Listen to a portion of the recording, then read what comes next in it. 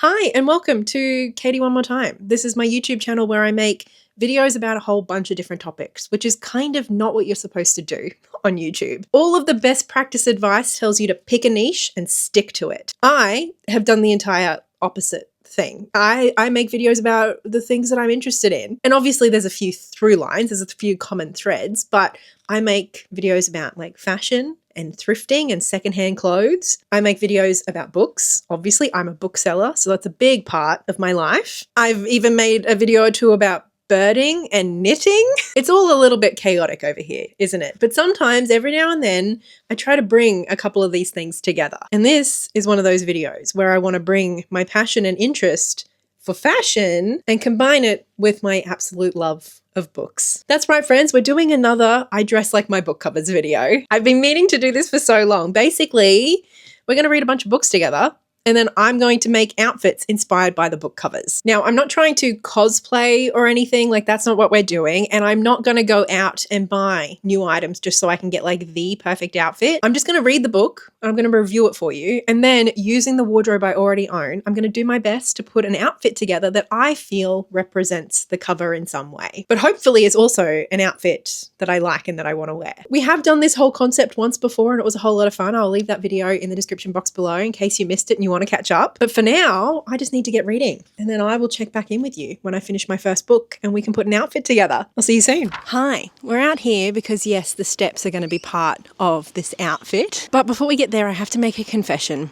it's a confession I feel like some of you are going to be pretty annoyed about. I'm not going to lie. Especially in a video like this, I feel like this should be illegal, what I'm about to tell you. But I'm going to DNF this book. I have to DNF the Spellshop. I hate this book. I know that's a really hot take and I feel like I need to personally apologize to each and every one of you who loves this book because there's nothing wrong with this book. I just hate it. I suppose I should tell you what it's about. Basically, it's a cozy fantasy romance is what it's billed as. And we meet Keela, I think her name is. She's this librarian, this kind of recluse librarian working in the big city when rebels kind of storm the capital and start burning everything down. So she and her talking plant, Kaz, decide to whisk off and try to escape with the books that they can carry. And so Keela kind of heads in the direction of this little island, small town where she grew up. And she also meets her neighbor, Laren is his name, I think, who he remembers her from when they were kids, but she doesn't really remember him. And like there's supposed to be tension and romance between the two. I love the concept. I really do. And I wanted to love this book, not least because the cover is beautiful and it's made for a very cute outfit. I've still done the outfit. Ollie, where you going? You can't go very far, love. And look, I really don't want to spend too much time shitting on this book because I know that so many people love it. And I love that for you. I will just say that I just don't like this kind of dynamic where one character, in this case it's the female main character, just thinks so little of herself and thinks that everyone hates her. Like at one point, she's literally wondering if the male main character, Laren, likes her. And she literally says out loud, but I'm so unlikable, so he can't like me. Ooh, I hate this dynamic. And then I don't even really know anything about Laren, except that he's there and that he's got a soft spot for her because she was nice to him when she was a kid. And also he says sorry constantly. Constantly. That's his whole personality, is just apologizing for everything. And look, I am with a soft, sweet man. That's definitely, like, I love a cinnamon roll. But having no personality and just apologizing for everything that you do all the time, like, to me, it doesn't make me feel like he's understanding her and he's, trying to adjust his behavior to be more thoughtful. It feels like there's nothing really there to him. And then I think she's going to fall in love with him because he likes her.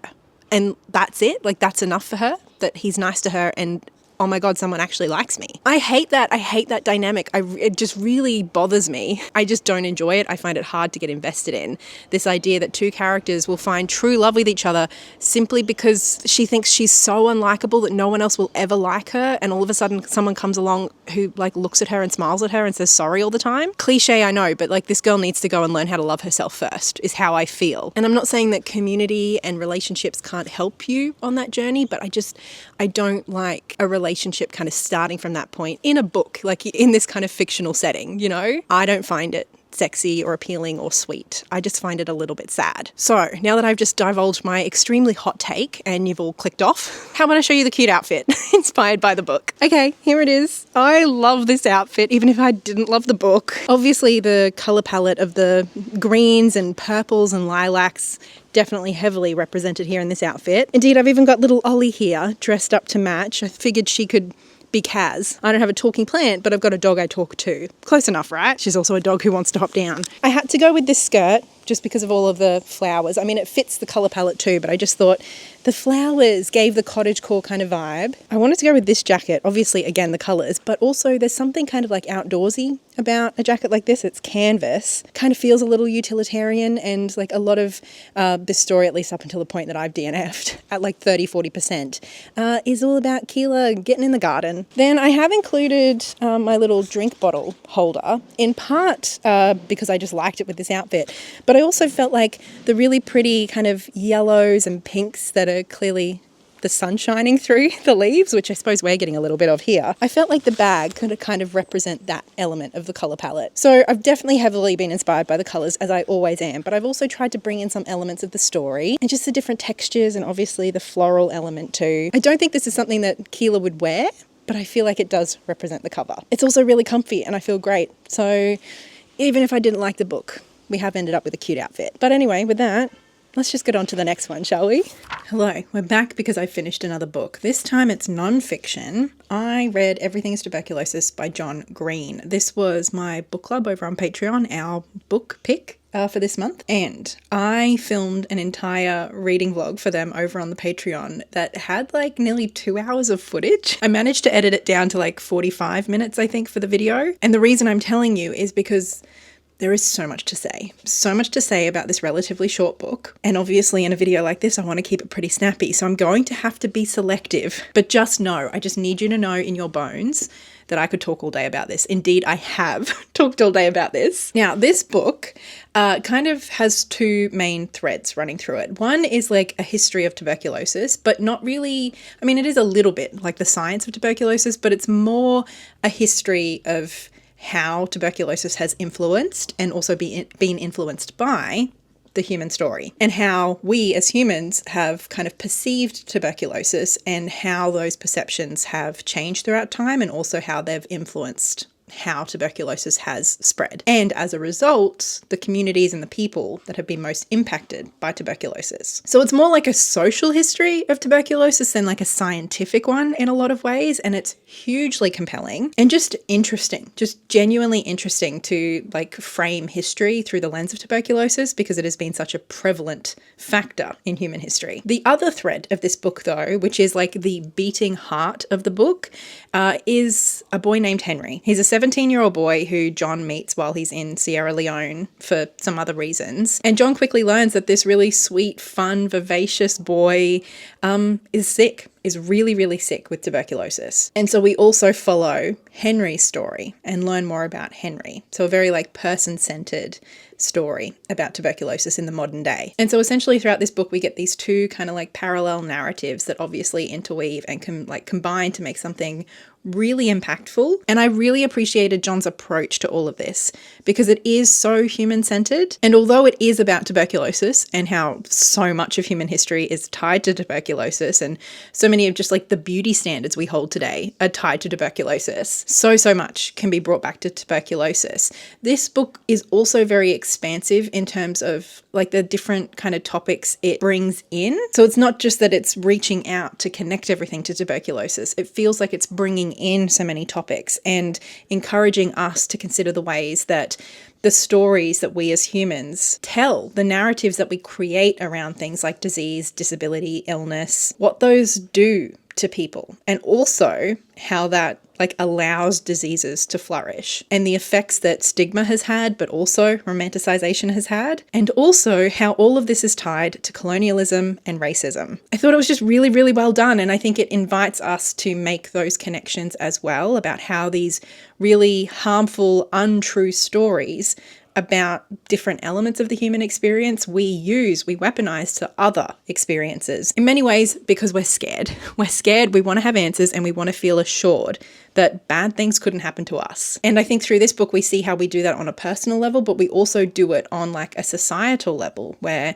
because tuberculosis is kind of seen as a historic disease in much of the West, it's something we don't think about, even though it's killing over 1 million people every year still. Entirely unnecessarily. A curable disease. It's a very short book. It's a very readable book. It's not one of those kind of like convoluted, scientifically dense books. It's interesting. It's truly a page turner. In some ways, I do wish he went a little bit further with some of his criticisms of like big systems and structures, but ultimately I think he absolutely achieved what he set out to do.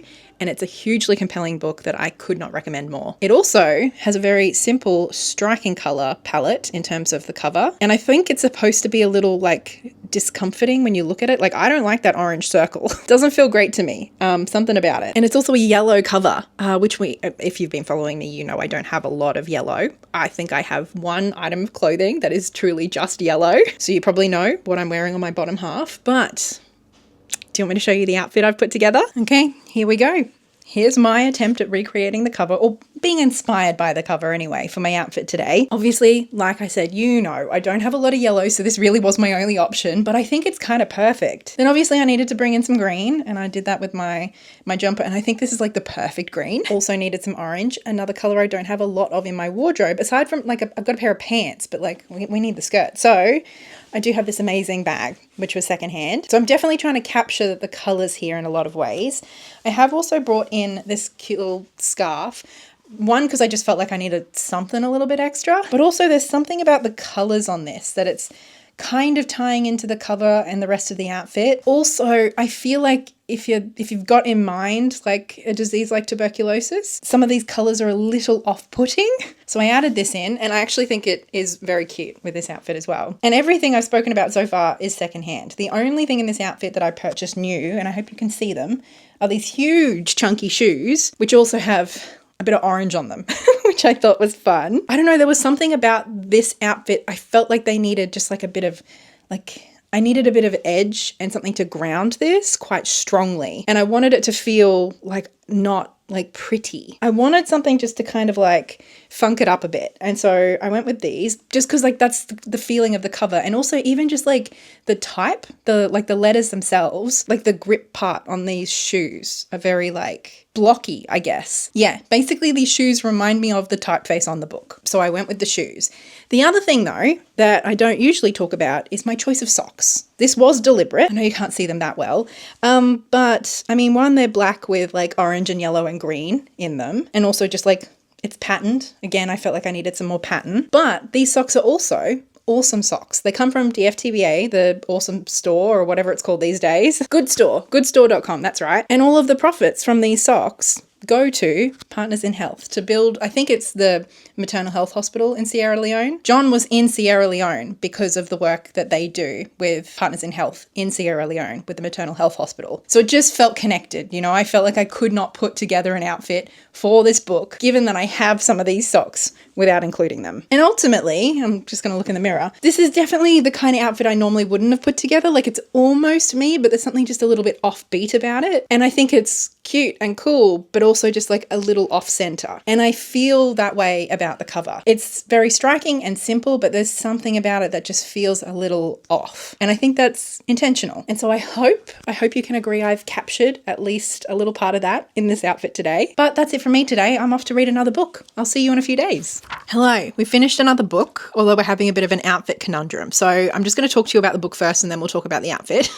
The book I finished is To Be Taught If Fortunate by Becky Chambers. Now, I have read from Becky Chambers a couple of times before. I love the Monk and Robot series or duology. I did try to read the other space one that she has. I didn't like. Is it A Small Way to an Angry Planet or something like that? All of her titles are a little bit funny. This is another sci-fi book from Becky Chambers. I don't know if that's all she does, but it's kind of set in the future when we have space travel. And we're following a group of astronauts who are sent out on this big mission to basically stop off at a handful of planets to study them, hopefully to find life, and if they do, to simply observe. Basically, at the beginning of the book, it's written as like this letter almost. And it is direct to reader. I mean, the very first chapter is called Please Read This. And it starts, the very first line, if you read nothing else we've sent home, please at least read this. And so that's what this book is.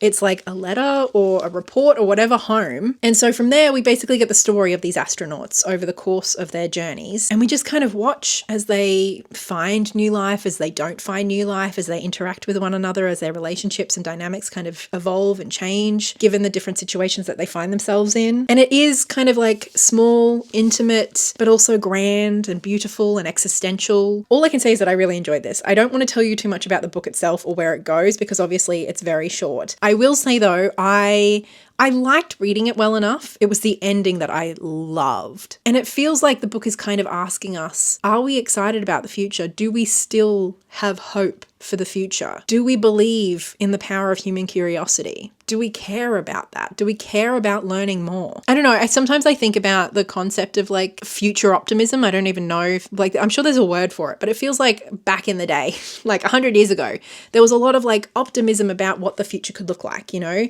you think about those incredible illustrations of like metropolises and like flying cars and shit. And I just don't think we have the same optimism when we look forward anymore. We have a very pessimistic view of the future right now. And I think with good reason. This is the kind of book that asks us whether we think it's still worth believing in a future. It kind of leads you towards wanting to have optimism for the future again. I don't know. It's far from perfect. And like I said, I didn't love every moment of it, but I liked reading it and I loved how the book ended and kind of how the book is framed. It felt so intentional and so well done. Anyway, onto the outfit. I am struggling with this outfit because obviously this is not my color palette. Having said that, one thing that I just assumed would be in an outfit if I was going to make an outfit for this cover is my orange pants. I have these amazing orange pants, and obviously, I don't know about you, but the first color that I think of when I see this cover is orange. I know there's kind of browns and yellows and reds too, but to me this is a primarily orange cover. And orange is just not a color I have a lot in my wardrobe. These pants though, I figured would be part of the outfit. However, if you've watched like my recent Ray Styles Me video, you'll know that these orange pants are just too big for me at the moment. So we're going to have to play around a little bit. I don't have an outfit set in mind. We're going to try and put one together. We're going to try and put it together. I don't think it's going to be perfect, but we're going to do our best with what we have. I'm not buying new shit for these videos, all right? That's just not happening. So should we take a look at what we're starting with and see what we can come up with? Okay, so this is what we're starting with, which is obviously much more brown than orange, but if you've heard me on a high horse, you know how I feel about brown and orange. They're the same color. They are the same color. Brown is just dark orange. And obviously there is brown, definitely brown elements on this cover. The only kind of orange tone shirt I have is this one, which is like honestly more of a PJ top for me at this point, but I got it at Savers years ago. So it's much darker in terms of the color palette than the cover is, but we're rolling with it. I don't think we have a lot more opportunities to bring in a lot of orange into this outfit, aside from one bag that I own, which is, of course, this one. So I think it's a no-brainer. I don't think we really have a choice. I think we need this bag. Obviously, I need a jacket for today, and I do think my trench coat could be kind of fun with this. But there's something about that color. Maybe it's just because June is like the most recent big sci-fi movie. The color of the trench coat is making me think sci-fi. Oh, actually, I also have this scarf which has some orange in it. What do we think? I think the trench coat works.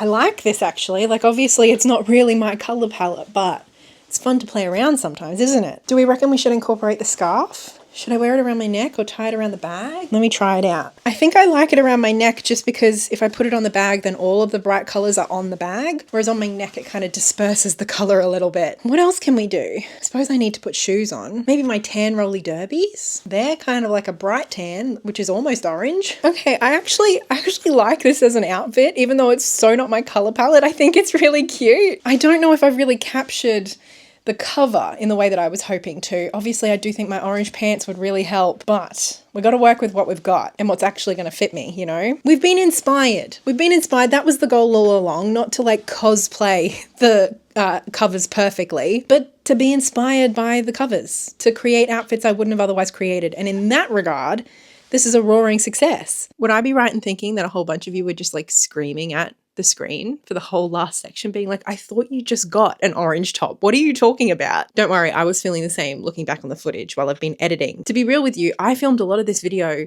weeks ago. It takes me a while to make one of these videos now that I don't read a whole lot. So I filmed that section before I got this top. But now that we have it, I thought maybe we could quickly just do a little bit of an update, an alternative outfit, obviously. Now, obviously I could just kind of basically wear the exact same outfit just with the orange top. And I feel like that could work, but I wanted to try something very different. I'm not sure if it's going to be better, but it is going to be more orange. And then we can have these two outfits battle to the death, go head to head, and you can vote on which one really represents the cover better. So if you missed it, not too long ago, I thrifted this orange t-shirt and I think it's really fun. As we've already established, orange is not a color I have a lot of in my wardrobe. It's kind of cool though. I don't know if you can see, it's kind of got this like texture to it, which I don't know, I'm kind of telling myself could represent the mountains or something on the cover. And although we are bringing in more color by doing so, I decided to pair it with this pair of pants. I mean, it still does fit within the color palette. We've got like browns, oranges, yellows. We're just also adding some green and blue for no reason. But I don't know, there's something about these pants that are kind of giving sci-fi. They're reminding me of like a grungy, almost like steampunky sci-fi, like futuristic, but set in the 90s. Kind of aesthetic. Does that make any sense to you? And I do quite like these together. I think this is fun. So let's see what else we can put together. Okay, and here's where I'm landing. I've added in my vest and also my red bag because even though this cover is very orange, there's definitely reddish elements too. And I think there's something very like obviously not necessarily sci-fi about a vest, but definitely like outdoorsy. And this is an outdoorsy cover. Very desolate kind of looking. And I feel like you'd wear a vest in a place like this if you could breathe, if you weren't wearing a spacesuit. I don't necessarily think that this is a better representation of the cover, but it is a more me representation of the cover. And I like that at least now we have some orange. It feels a little bit more appropriate. Obviously, I could have gone for like the trench coat here. I feel like that probably would have worked even better as far as the color palette's concerned, but I really wanted to try, seeing as we're making a separate outfit, to avoid reusing elements from that outfit. I did just want to keep this section short though, because obviously we've spoken about this book for quite a while now. We do have one more book to talk about though, and obviously we also have one more outfit to look at. So I'll see you soon. Do you remember when I said a few weeks ago that you would be hearing about this book? If I loved it, I'd let you know, and if I hated it, I'd definitely let you know. If you missed it, I started reading this book in like just a weekly what I wear and what I read in a week vlog. The book in question, I should say, is The Book of Form and Emptiness by Ruth Ozeki. And I got in that video, I don't know, I want to say like 150, 200 pages in from memory. This is a book that follows a young boy named Benny just as his father has died in a kind of tragic accident. And all of a sudden he starts hearing objects. One of those objects is a book. His book, the book that is telling the story of his life. We also get to know his mum, who is also obviously really struggling with the loss of her husband and now raising a teenage boy on her own who is, for all intents and purposes, having a psychotic break. I really enjoyed, I want to say like the first 120 pages of this book. I think I especially appreciated the way that the book was talking about grief. I just thought it was beautiful. And I was really enjoying the concept of a book being told by a book, like this kind of meta quality. But Ruth Ozeki is trying to do a handful of things here. And for me, it becomes very messy and it kind of starts to feel like it conflates different issues and different struggles that people have, because in particular, Benny's mum is essentially struggling with hoarding. And so Ruth Ozeki is trying to kind of like combine these two experiences of psychosis and like a kid hearing objects talk to him and a woman who is basically like controlled by her objects, so that Ruth Ozeki can have a conversation about consumerism with us. And I just...